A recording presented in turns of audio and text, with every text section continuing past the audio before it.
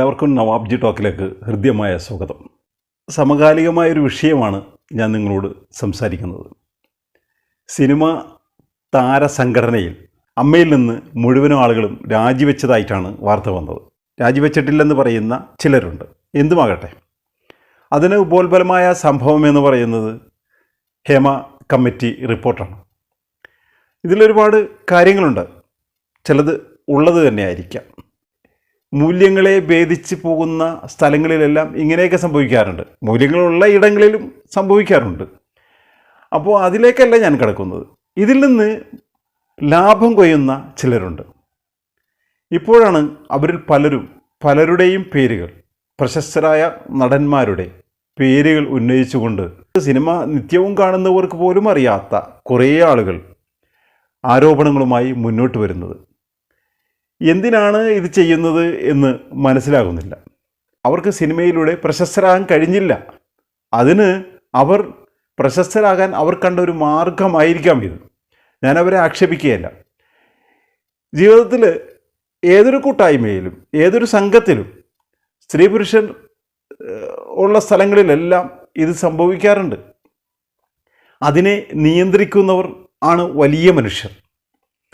നിയന്ത്രിക്കാൻ എല്ലാവർക്കും എല്ലായിടങ്ങളിലും എല്ലാ സമയങ്ങളിലും കഴിയണമെന്നുമില്ല. മനുഷ്യൻ്റെ സൃഷ്ടിപ്പിൻ്റെ, മനുഷ്യൻ്റെ ഘടനയുടെ, ജൈവപ്രകൃതിയുടെ ഒരു പ്രശ്നമാണത്. അതിന് ചില മൂല്യങ്ങൾ വേറെ സ്വായത്തമാക്കേണ്ടതുണ്ട് ഇതിനെ നിയന്ത്രിക്കാനൊക്കെ. അതിന് നമുക്ക് മതദർശനങ്ങളും സാംസ്കാരിക മൂല്യങ്ങളുമൊക്കെ വേറെയാണ്. അതൊന്നും ഇവിടെ ചർച്ച ചെയ്യേണ്ട വിഷയമല്ല. ഞാൻ പറഞ്ഞു വന്നത്, ചില ആളുകൾ ഇപ്പോൾ ആവശ്യമില്ലാതെയും ആവശ്യത്തോടു കൂടിയും ഇത്തരം ആരോപണങ്ങളുമായി മുന്നിട്ട് വരികയാണ്. വേണ്ടാത്ത പേരുകൾ, അതായത് ഇതുവരെയും ഹേമ കമ്മിറ്റി റിപ്പോർട്ടുകൾ വരാത്ത പേരുകൾ വരെ ഈ ആരോപണങ്ങളുമായി മുന്നോട്ട് വരുന്നത് നമ്മുടെ സാംസ്കാരിക ലോകത്തെ, കേരളത്തിൻ്റെ സാംസ്കാരിക ലോകത്തെ മലീമസമാക്കുന്നുണ്ട് എന്നുള്ളതാണ്.